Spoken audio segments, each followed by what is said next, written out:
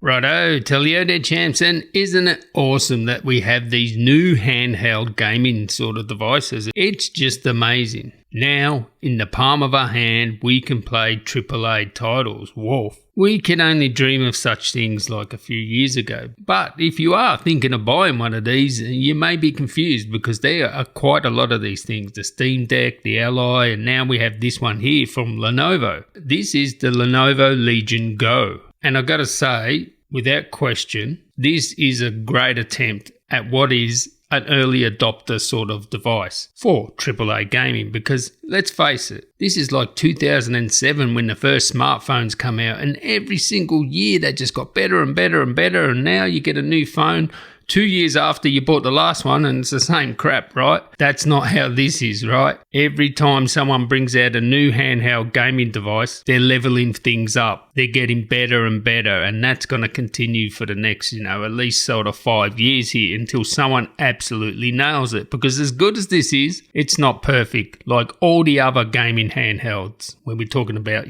Windows gaming handhelds, whether it's a Steam Deck, Ally or this, you do have to factor in that this is a whole new world. No one knows what is good, what is bad. They're just doing their best attempts at the moment, and it's not going to be a smooth sailing, trouble-free experience. The experience is a little bit clunky on all of these handheld devices, every single one of them. But Lenovo have said they're going to back this up with firmware upgrades, so this thing will get better and better. But if you are an early adopter, know that it's not going to be all smooth sailing and things can be a little bit clunky with every one of these handhelds. Just know that. But I got to say, this thing here, wow, let's look at its key performance indicators. Now this is compared to the competition, right? First, let's have a look at the specs. It has one of the best displays, no doubt. 2560 by 1600, 144 Hz. It's bigger than the Ally, 8.8 inches. Woof, I mean, the display is awesome. This one has up to 3 gigs video memory, system memory of course, that shared video memory, because this has 13 gigabytes system memory. So, you're 16 all up there. AMD graphics, of course, and the AMD Ryzen Z1 Extreme. So in terms of specs, it is right up there, as good as you can get at the moment, especially the display, right? Bigger and better than most of its competition. Also, this is the most versatile. You can take the controllers off. You've got a kickstand at the back, so you can stand it up like the Surface, right? And then use the controllers separately in your hand,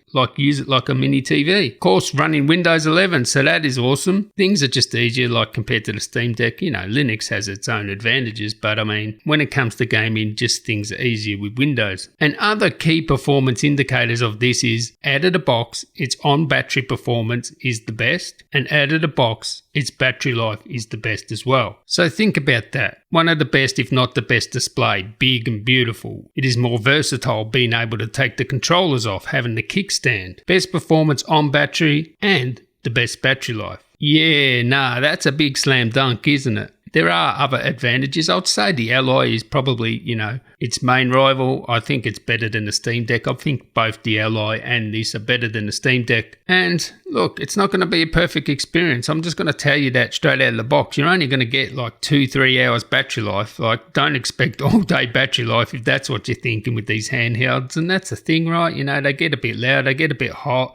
The battery life is 2-3 hours. Maybe in 3 or 4 years' time, we're going to have, 5-6 hours battery life. The performance is what you'd expect. Seriously, for a handheld on battery, it's what you'd expect. There are a million videos with benchmarks. Go check them out. But just know that this is top of the class, okay? Best performance on battery, which is what you want from a handheld, more versatile, one of the best displays, and pretty much the best battery life. So it still needs some revision, some BIOS updates to just make the gaming experience a little bit more smoother. And that's just the Windows thing too, right? Microsoft need to bring out a special operating system just for handhelds. So it sort of works more like the Xbox interface rather than, normal Windows. Yes, you should be able to go into Windows, and it's actually surprising how good Windows Touch works on this. Using the touch display to use Windows, it's I don't use Windows like that. It's actually pretty good, especially with a big screen like this. The bigger screen is better than, say, the Ally, which is smaller, so it's a bit harder to move around the desktop on the Ally there. But if you want to go on the bleeding edge and you want handheld AAA titles in your hand, on the go, everywhere, this one's a good one. You can make arguments for the Ally, even the Steam Deck. You can make arguments here and there, but I mean, when you've got those key performance indicators where it's, clearly the best, well, you make your own decision up. For me, personally, I'll probably wait a few years before I jump into the handheld. For me, I'd rather get a gaming laptop. Just, to me, that's on the go gaming as well. But these things, you got to watch out for them because these things are the next big thing. So anyway, catch you in the next one, guys. Tally ho.